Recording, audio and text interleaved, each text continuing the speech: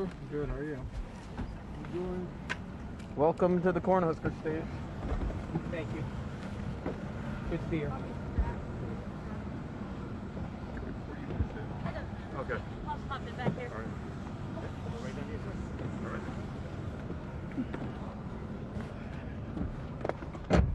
Press one loaded.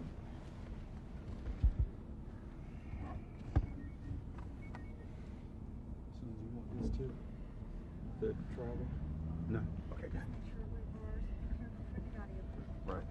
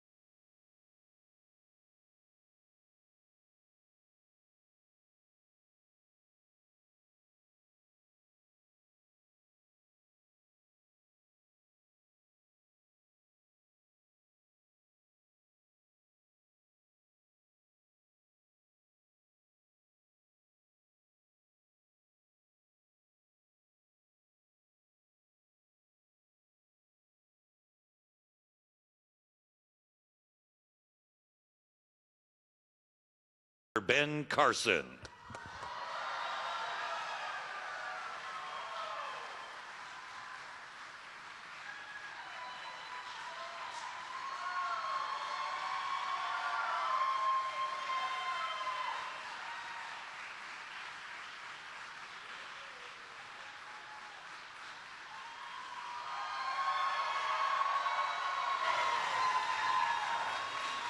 Thank you very much. I think I'll get rid of this. Okay. Well, thank you so much. It's wonderful to be here and be here with the Vice President, with the Honorable David Young, who's going to be coming up after me. You know, this whole concept of people coming along saying that America was never great, I wonder where those people came from, because do they recognize that this nation, being defended by a ragtag bunch of militiamen, became the most powerful nation in the world in record time? That does not happen to a nation that is not great. And what was the world like before the United States of America? Stop and think about what the world was like. There were despotic leaders just trampling over other people. They have to think twice about that now. And then think about the innovation, the entrepreneurship, the hard work that went into making America into a great place. That is what really makes us the kind of place that works for everybody. And, you know, some people say, well, America was good for some groups, but maybe not so good for other groups. Again, maybe they need a history lesson. You know, the people who say that nothing ever happened for African Americans in this country and that they didn't contribute, all you have to do is take a walk down the street. And you can start by looking at your shoes, and you can say it was Jan Matzliger, a black man who invented the automatic shoe lasting machine, which revolutionized the world of shoes. And down that street comes that street you look at, you see it's so clean, you say it was Charles Brooks, a black man who invented the automatic street sweeper. And down that street comes a big refrigerated tractor trailer truck. And you say it was Frederick Jones, a black man who invented the refrigeration system for trucks, later adopted for airplanes and trains. And it comes to a stop at the traffic signal. And you can tell them that it was Garrett Morgan, a black man who invented the traffic signal, who also invented the gas mask, saved lots of lives during the war. When we talk about the war, Henrietta Bradbury, a black woman who invented the underwater cannon, made it possible to launch torpedoes from submarines. And you see a beautiful black woman walking down the street. A black man did not invent her, but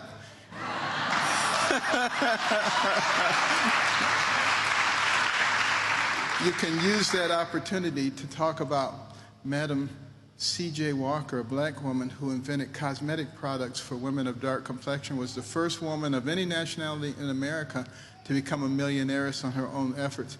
And you'll walk past the hospital and you talk about Charles Drew and his contributions to blood banking, understanding the function of blood plasma. Daniel Hale Williams, the first successful open heart surgery in the world. You look up at the surgical lights. Thomas Edison. You didn't know he was black, did you?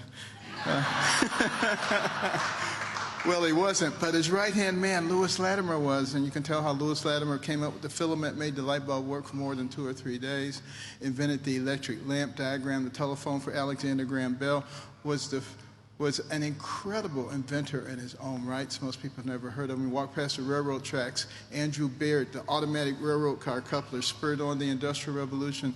Elijah McCoy, automatic lubrication system for locomotive engines. In fact, people are always trying to copy his stuff, and people would say, is that a McCoy? Is that the real McCoy? You got racist people like David Duke talking about the real McCoy, don't even know who he's paying homage to. But you know, the fact of the matter is, America has been great for a lot of people. And I can take that same walk down the street for virtually any nationality in this country. And that's one of the reasons that we have become so great, because we have so many people with so much talent. And our goal right now is to make sure that the rising tide lifts all boats. And that's what Donald Trump means.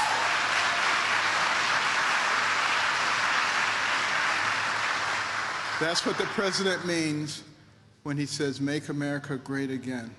We get that rising tide, and you look what happened in the pre-coronavirus era, the lowest unemployment rates for many demographics, and the wealth gap closing. It was good for everybody, and the economy was so strong that it has been able to withstand 5 to 6 months of shutdown. No one thought that it could, particularly some of the opponents, but it has.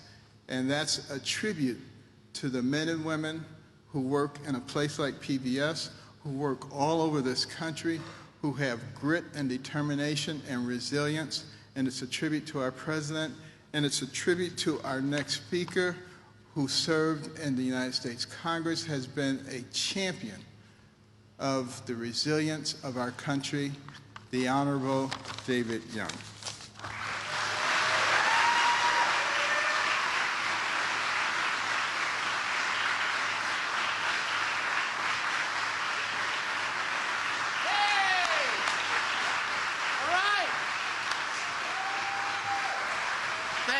Thank you for your service, Dr. Carson. All right. Do we live in the greatest country on the face of the earth throughout history? Right? We do. We got to keep it that way. So if signs out there are any indication of who's going to win the race here November 3rd, it's Trump-Pence, right? The signs are everywhere. Everywhere. And, you know, we know in third place is Biden-Harris, and second place is Garage Sale. I have not met them. We work hard, we play hard, we like to have a laugh here and there. We're blessed by the good Lord for this day and everything that we do and every day that he gives us. And this country is not a mistake, right? And we're not going to let it go. You know, my good friend, the former acting Attorney General Matt Whitaker, was out here, and he said those words that Ben Franklin said in 1787 when he came out of Independence Hall, out of a room, and somebody asked him, what'd you come up with in there? And Ben Franklin said, a republic if you can keep it. We are the keepers, right? We are the keepers for this generation, the next, and the next. What they're trying to sell us on the other side of the aisle, we're not going to buy it. It's never worked before on the face of this earth. They think they got the right team at the right time. No, their team's not even going to make it to the playing field, because we're going to re-elect President Trump and Vice President Mike Pence.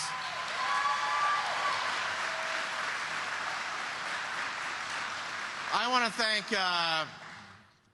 Tyler Owen for this great facility and the work that he does, but he can't do it alone, right? His workers are here, and they are building America. This is what it's about. And it doesn't come easy. It doesn't come easy. You take risks, there's rewards. Sometimes you fail. But if you fail, it should not be at the hands of the government, right? And we have a president and vice president who knows that the entrepreneurial spirit, the sovereignty of the individual, and freedom is what makes this country great and can make it better and better. We are the shining city on the hill. Every country out there that's come into being that was out of the dust of despots and dictators, what did they do? They said, show me that American Constitution. That's the roadmap. And those here who are doing things in Seattle and Chicago and Portland and Kenosha and causing a lot of trouble and looting, the mob, they complain about America, but you know what? They're not leaving, because this is the greatest country on the face of the earth. And we have to re-elect President Trump and Vice President Pence. Leadership now more than ever. We got a great president. We got a great team, and he couldn't do it without his partner, right? Vice President Mike Pence, who is a man of faith, who is a man of courage. He loves his family, a beautiful family. He loves his country. He understands that service is putting yourself before others. He understands the sacrifice that has been made for this country. Those who've donned the uniform, who are active right now, he and the president are making sure they have the tools that they need to take on bad people. Peace through strength. Bright and shining city on the hill. And we need to make sure that we keep our president and vice president in that White House for 4 more years. It is my pleasure to introduce to you a great man, a great vice president.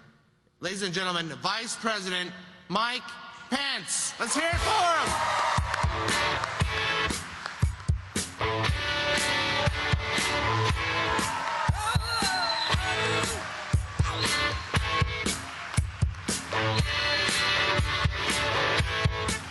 There she stood in the street, smiling from her head to her feet. I said, hey, what is this? Now, baby, maybe she's in need of a kiss. I said, hey, what's your name, baby? Maybe we can see things the same. Now, don't you hate, hesitate. Well, hello, Iowa. It's great to be with all of you. To my friend David Young, to the amazing Ben Carson and his wonderful wife, Candy. What great words. To Iowa's own and our former acting Attorney General, Matt Whitaker.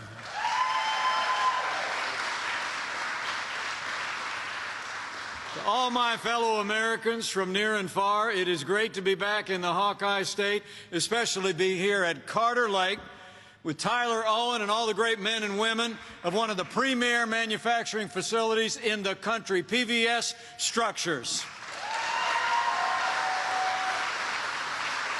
And it's especially great to be here just 33 days away from another great victory all across the state of Iowa and all across America when we re-elect President Donald Trump for 4 more years.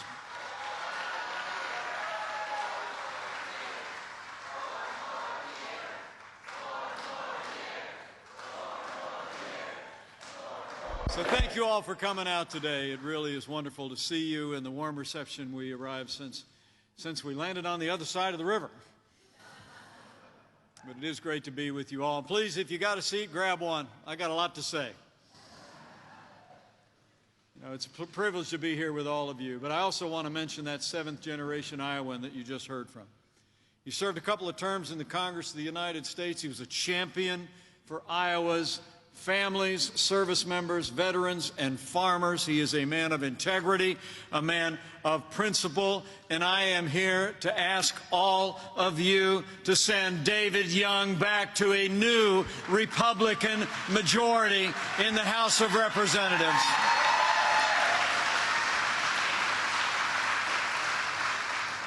But David Young and I are really here for one reason and one reason only. Just like all of you, we know that Iowa and America need 4 more years of President Donald Trump in the White House. It's on Carter Lake, and the road to victory goes straight through Iowa.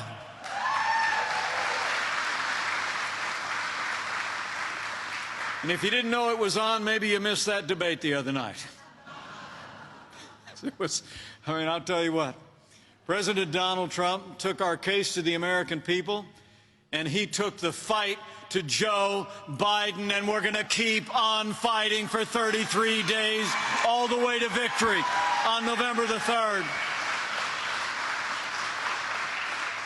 As the president said, he held Joe Biden accountable for 47 years of failure, shipping jobs and dreams abroad and bowing to the violent mob. And I promise you we're going to keep taking that case every single day. It's amazing to think how far we've come and the story that we have to tell the people of Iowa. I mean, 4 years ago, a movement was born, a movement of everyday Americans from every walk of life. Here in Iowa, you believed we could be strong again. You believed we could be prosperous again. You said yes to President Donald Trump in 2016, and I just know that Iowa's going to say yes to 4 more years of President Donald Trump in 2020. And it's because of what we've done. It's because of what we've done under this president's leadership. mean, 4 years ago, we inherited a military that was hollowed out by years of devastating budget cuts, an economy that was struggling to break out of the slowest economic recovery since the Great Depression. Terrorism was on the rise around the world, and we witnessed a steady assault on our most cherished values and liberties. But in 3 short years, with President Donald Trump in the White House, with strong allies on Capitol Hill, this father of a United States Marine is proud to report to you, we rebuilt our military. We restored the arsenal of democracy, and we are finally giving our soldiers, sailors, airmen, Marines, Coast Guard, and Space Force the resources they need to defend this nation.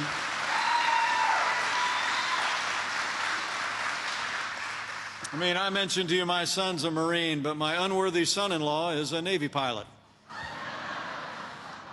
He's actually currently deployed, serving overseas. And I'll tell you what, not just as your vice president, but having members of our armed forces and their spouses in my immediate family, I couldn't be more proud to serve as vice president to a president who cares so deeply about the men and women of our armed forces and their families and our veterans.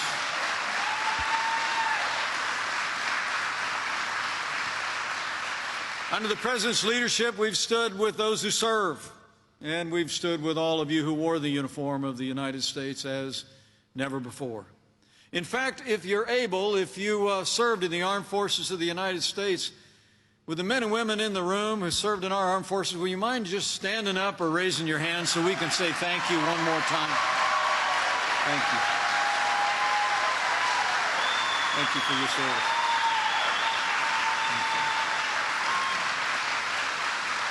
Thank you for your service. We can never say thanks enough. You know, it's amazing to think when Joe Biden was vice president, America lived through years of scandal at the VA that literally shocked the conscience of the nation. We saw one story after another. Literally tens of thousands of our veterans passed away waiting for the care that they had earned in the uniform of the United States. When President Donald Trump came into office, we passed the Veterans Accountability Act, the most sweeping reforms of the VA in 50 years. We fired thousands of VA workers that were not providing the health care that our veterans deserve, and now Veterans Choice is available for every veteran in America.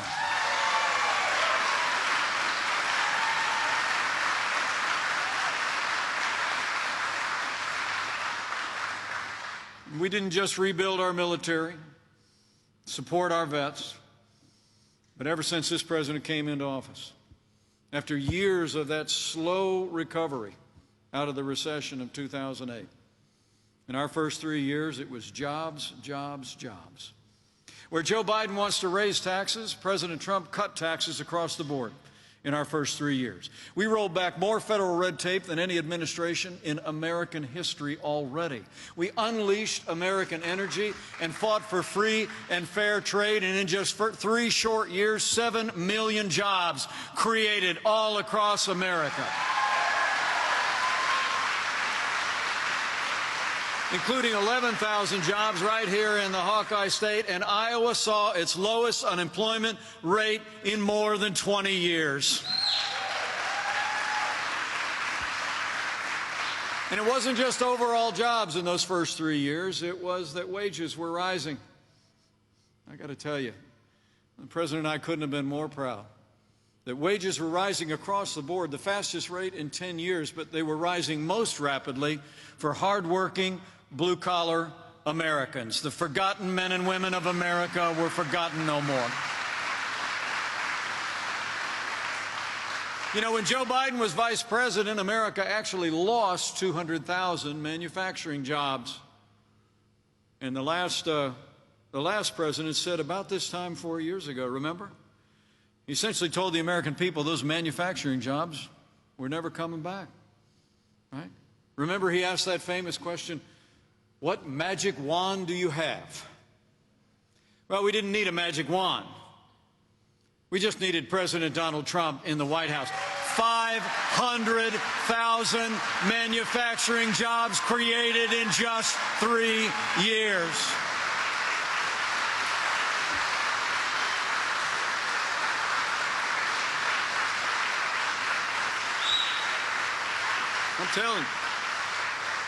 I'm telling you, you know, I come from another I state. I'm from Indiana.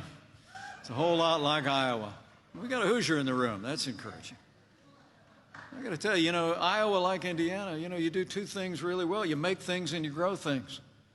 And I want to promise you, you have a president who is a champion for the American people, who make things. We're going to fight to make manufacturing bigger and better than ever before in the next 4 years.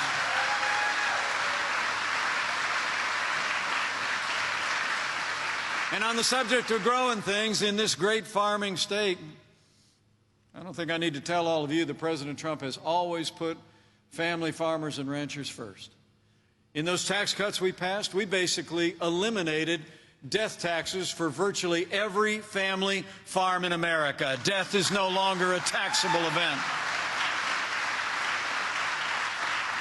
And we also allowed for the immediate expensing of equipment costs. Our farmers know those input costs are the biggest challenge in agriculture. And it was this president who repealed the Biden and Obama era Waters of the USA rule and restored private property rights for landowners all across Iowa and all across America. And where past administration turned their backs on farmers and especially ethanol producers, President Trump told the people of this great state that our administration would expand ethanol markets, and that's exactly what we've done. Last year, the president went to Council Bluffs and announced that E15 is now available year-round. That's what we call promises made and promises kept. And can I tell all of you here at Carter Lake, none of that would have been possible without your president's leadership, but without the strong and tenacious support of Senator Chuck Grassley and Senator Joni Ernst. We need Senator Joni Ernst back in the United States Senate for 6 more years. And the progress that we made in rebuilding this economy, that's also why we need David Young, Ashley Hinson, Marinette Miller Meeks, Randy Feenstra, and from across the river in Nebraska, we need Congressman Don Bacon back in a new Republican majority. We need to retire Nancy Pelosi once and for all.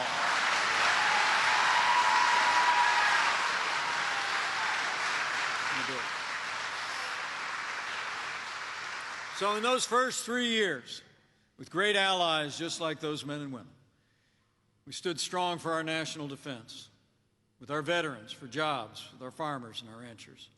And President Donald Trump has stood for the rule of law every single day. I'm proud to report to you, as we stand here today in Iowa, this president has already seen confirmed more than 200 conservatives to our federal courts at every level, including Justice Neil Gorsuch and Justice Brett Kavanaugh. And I can tell you all of those jurists are men and women of integrity who will uphold all the God-given liberties enshrined in our Constitution, like the freedom of religion, the freedom of speech, and the Second Amendment right to keep and bear arms.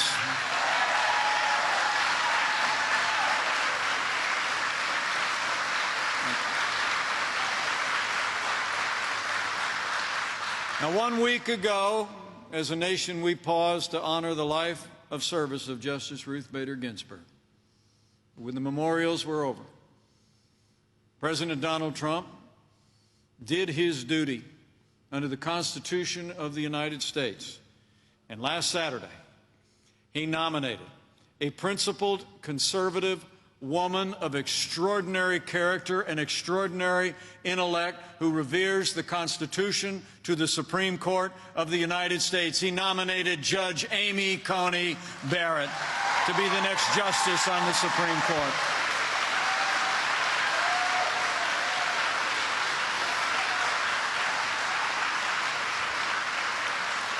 I had the privilege of escorting Judge Barrett to the United States Senate earlier this week.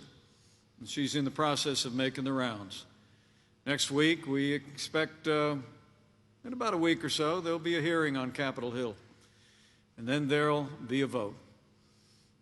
But I'll tell you what, as members of the Senate in the Republican Party, and I believe and hope members in the Democratic Party, see her character, understand her intellect, see her deep commitment to the Constitution of the United States of America after they provide advice and consent, I believe that Judge Amy Coney Barrett is going to be Justice Amy Coney Barrett. We're going to fill that seat on the Supreme Court of the United States.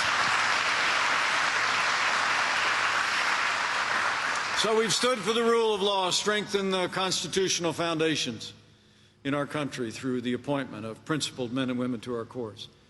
And President Donald Trump has stood every day with the men and women who serve on the thin blue line of law enforcement, and we always will.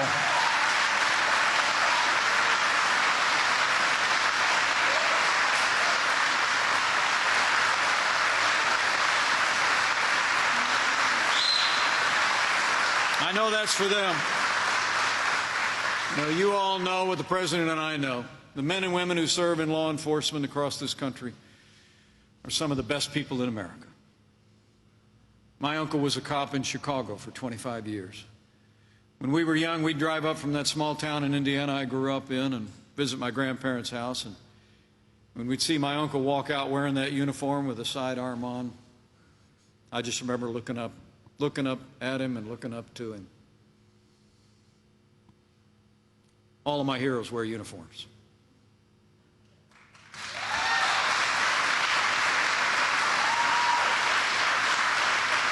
And those who serve in law enforcement deserve the respect of every American every day.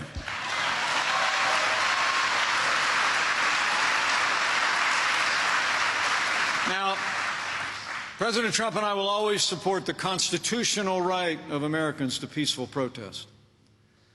But rioting and looting, like you saw here in Iowa and Des Moines not long ago, is not peaceful protest. Burning businesses is not free speech. Violence against innocent civilians or law enforcement will not be tolerated, and those who do these things will be prosecuted to the fullest extent of the law.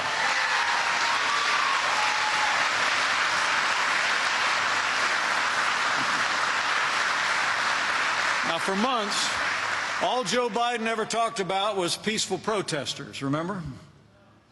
All summer long, as people in our major cities literally watched their streets and businesses burn. I mean, the truth is, Joe Biden would double down on the very policies that have led to violence in America's cities. When you erode support or signal a withdrawal of support from those who serve and protect, you only embolden those who would do harm to our families. Now, Joe Biden justifies all of it by saying that America is, in his words, systemically racist. And he said that police have a, quote, implicit bias against minorities. When he was asked if he'd support cutting funding for law enforcement, Joe Biden replied, yes, absolutely. But let me make you a promise. Under President Donald Trump, we're going to back the blue. We're not going to defund the police, not now, not ever.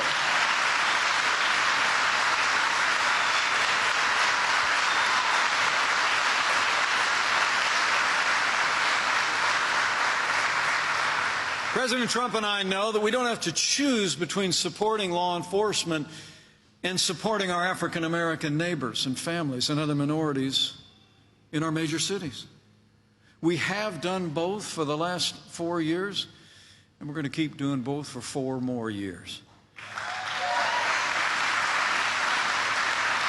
We're going to support law enforcement with more resources for better training and accountability. And we're going to continue to expand educational choice opportunities and job opportunities and safety for our African American families. We're going to have law and order in every city, in every state in America, for every American of every race and creed and color. So help us God. So we rebuilt our military, we revived our economy. We stood for all of our most cherished liberties and law and order. In 3 short years, under this president's leadership, we made America great again. Good. Our economy was booming. America was standing tall. Our most cherished liberties more secure. And then the coronavirus struck from China. But I'm here to report to you that before the first case of community transmission occurred anywhere in America, President Donald Trump did what no American president had ever done when he suspended all travel from China, the second largest economy in the world. Now, Joe Biden said that was hysterical and xenophobic. But as the head of the White House Coronavirus Task Force, I can tell you firsthand, President Trump's action saved untold American lives, and it bought us invaluable time to stand up the greatest national mobilization since World War II. It's true.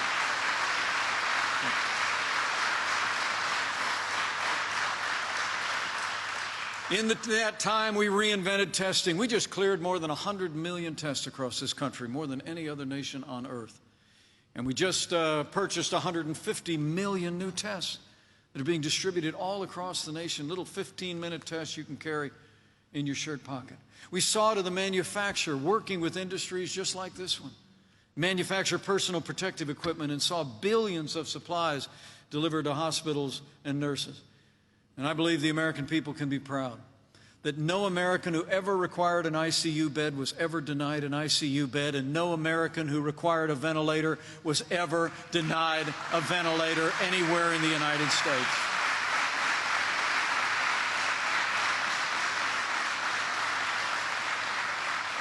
And we're continuing to meet this moment. New medicines are available, remdesivir, convalescent plasma. And I can tell you, I heard it again when our task force met at the White House. We are on track to have the first coronavirus vaccine before the end of this year, and we will have tens of millions of doses for the American people. So we're slowing the spread. We're going to keep protecting the vulnerable. We're going to keep saving lives. And we're going to keep opening up America again.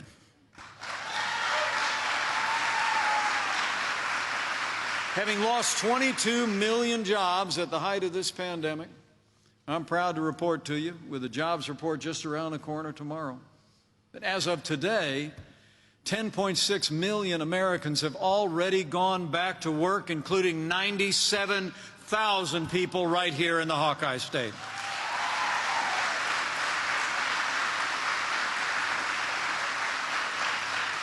We've got a great American comeback underway. We're not just opening up America, we're opening up America's schools and getting our kids back in the classroom. Those tests I just told you about, we're distributing 100 million of those. We're sending them out pro rata to every state in the country. Make it possible for school nurses and school systems to get our kids back in the classroom and to keep them back in the classroom. It's just extraordinary. And I'm proud to report to you that I've been married to a school teacher for 35 years, and she's already back in the classroom in a little Christian school just outside Washington. So we've gone through a time of testing, but I'm here in Iowa today because in 33 days we're coming to a time for choosing. The choice in this election has never been clearer. The stakes have never been higher. I mean, think about it. In the middle of a global pandemic, Joe Biden wants to raise taxes by $4 trillion. President Trump, we not only cut taxes across the board in our first 3 years, but we're going to keep cutting taxes for 4 more years. Joe Biden wants to bury our economy under an avalanche of red tape. It seemed the other night that he didn't even know that he'd endorsed the Green New Deal. Next day he got off a train and said, Green New Deal is a good plan, but our Green New Deal is a little different. I'm telling you what, both versions are job killers. I mean, you all understand the enormous costs on our economy that any one of those versions would impose.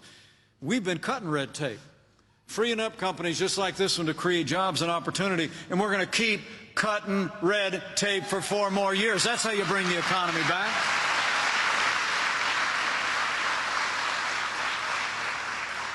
And Joe Biden's for open borders, sanctuary cities, free health care for illegal immigrants. President Donald Trump made record investments in border security. Mexico is now doing more to secure their southern border and ours than ever before, and we've already built 300 miles of that wall on the southern border of the United States. And with 4 more years, we're going to fix this broken immigration system once and for all. And when it comes to trade, the contrast could not be more clear. Out here in the heartland, we saw the impact, particularly in manufacturing, that NAFTA had since 1995. You know, there were entire communities in Indiana where auto plants were shuttered. Thousands of people put out of work virtually overnight as jobs were shipped south of the border. In all of his 47 years, and ever since NAFTA was enacted, Joe Biden had never lifted a finger to reform it or renegotiate it. But thanks to the man who wrote The Art of the Deal, America's got a better deal than NAFTA. The United States-Mexico-Canada agreement is now the law of the land, and it's a win for American manufacturing and a win for American farmers. And if you didn't know, I'm told nearly half of Iowa's exports actually go to Canada and Mexico. So it's a huge win for Iowa. It's incredible. Experts estimate that we're going to sell another $2 billion more in agricultural goods to Canada and Mexico, and that includes more than $300 million in dairy exports alone. It's a huge win for the heartland. It's a huge win for farmers. So when it comes to jobs and trade, when we came into office, fully half of our international trade deficit was with one country, the People's Republic of China. Communist China represented $500 billion of our annual trade deficit. Now, Joe Biden's been a cheerleader for Communist China. He actually said it was a positive thing to see the rise of China, to see it admitted to the World Trade Organization. President Trump, he put China on notice from day one that the era of economic surrender is over.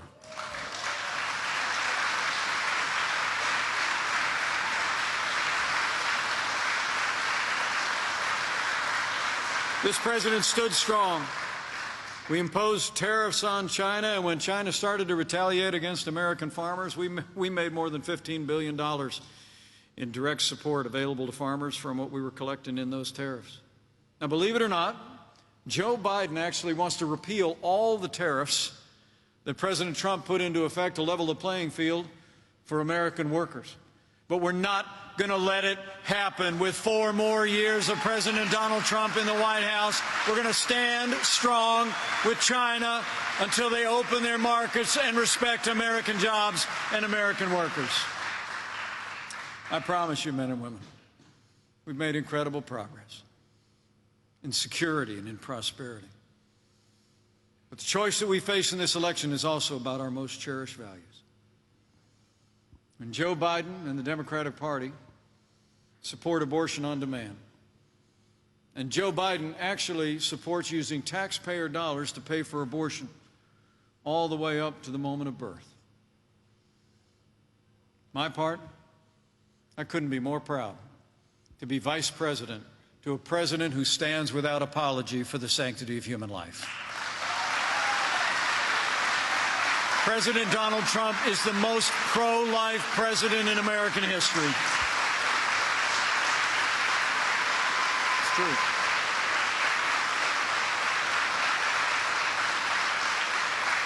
When you look at their agenda, one thing is clear. Joe Biden would be nothing more than a Trojan horse for the radical left.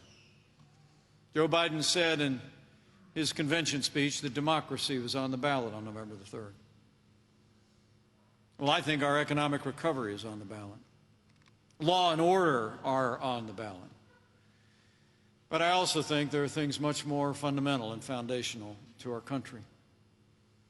You heard Ben Carson reflect on it. You heard David Young reflect on it. I mean, I honestly will tell you, I don't think when the dust settles in this election, it's going to be whether America becomes more Republican or more Democrat, whether we're more liberal or more conservative, more red or more blue. I think the choice in this election is whether America remains America.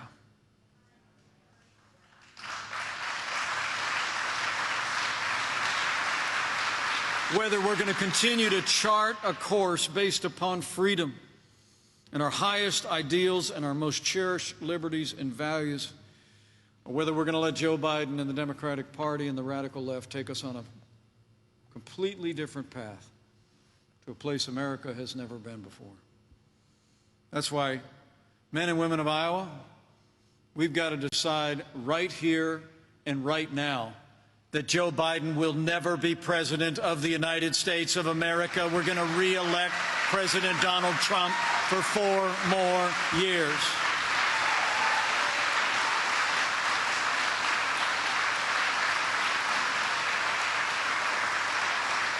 But it's going to take all of us, and you all from Nebraska need to go to work too.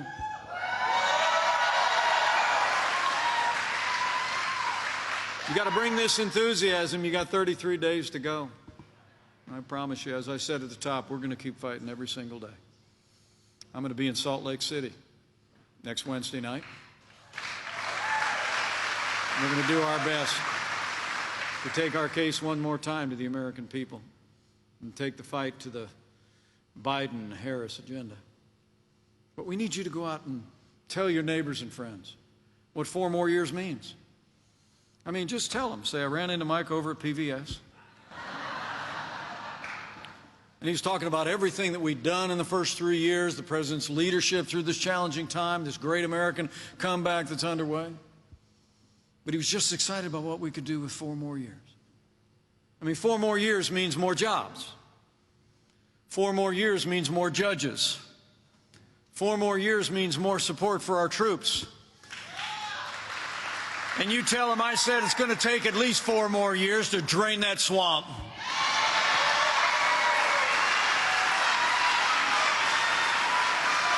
Oh, we're going to. Man.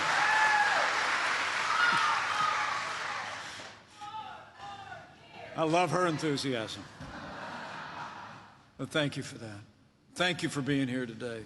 I just encourage you to leave here today with renewed faith. Well, you turn on the television anymore, and not that anything different the last 3.5 years. It's been, with one network exception, it's been ongoing negativity, ongoing criticism, right? But this president has turned his face like flint against the wind every day. And I can tell you firsthand, my friend, your president has never stopped fighting to keep the promises he made to the people of Iowa and Nebraska. Now it's your turn to fight for him.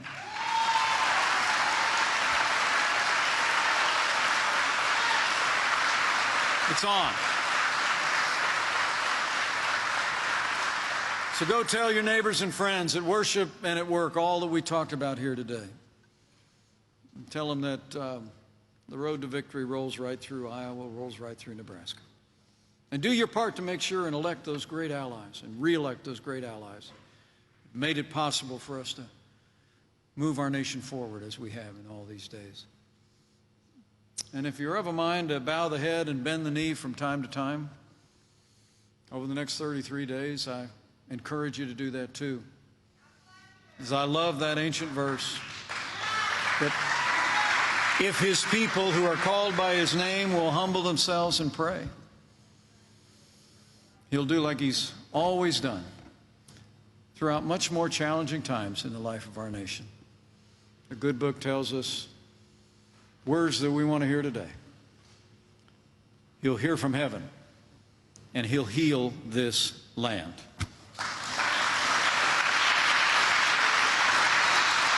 this one nation, under God, with liberty and justice for all.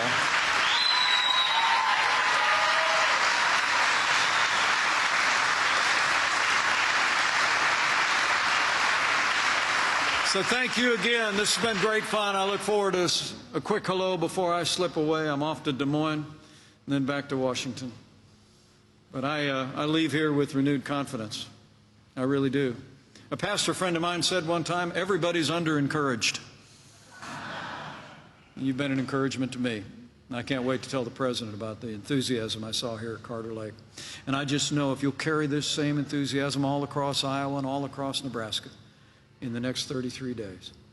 If you work like it all depends on us and you pray to Him on whom it does depend. I know we're going to make Iowa and Nebraska more prosperous than ever before.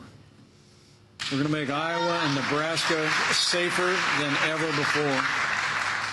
And with David Young, Ashley Hinson, Marionette Miller-Meeks, Randy Feenstra, and Nebraska's own Don Bacon in a new Republican majority in the Congress, with Senator Joni Ernst in a renewed Republican majority in the United States Senate,